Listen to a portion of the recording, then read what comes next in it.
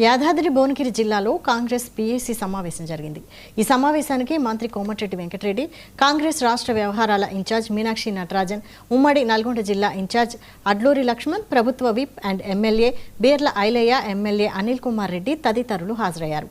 రాజీవ్ గాంధీ వర్ధంతిని ఘనంగా నిర్వహించడంతో పాటు జిల్లా వ్యాప్తంగా నూతన ఓటర్ల నమోదు కార్యక్రమాన్ని పెద్ద ఎత్తున చేపట్టాలని నిర్ణయించారు.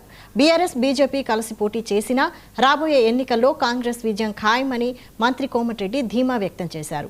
తెలంగాణలోని 17 పార్లమెంటు స్థానాల్లో 16 స్థానాలను కాంగ్రెస్ కైవసం చేసుకుంటుందని పేర్కొన్నారు. ఆమె ఈరోజు పిఎస్సీ మీటింగ్ డిస్ట్రిక్ట్ లెవెల్లో ఇవాళ భువనగిరి, నల్గొండ, సూర్యాపేట జిల్లా మీటింగ్ నడుస్తున్నది.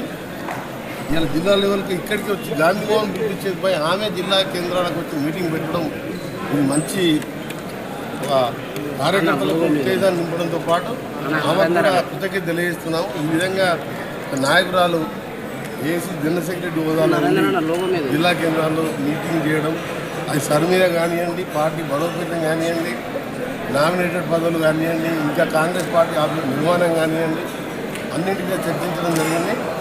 తప్పకుండా కాంగ్రెస్ పార్టీకి నమ్ముకున్న కార్యకర్తలకు కూడా న్యాయం జరుగుతుందని చెప్పి ఈ సందర్భంగా తెలియజేస్తూ కొన్ని విషయాలు మీకు చెప్పలేని ఉంటే కొన్ని విషయాలు మీకు చెప్పే ఉంటాయి. సార్ మీద కొత్త ఓటర్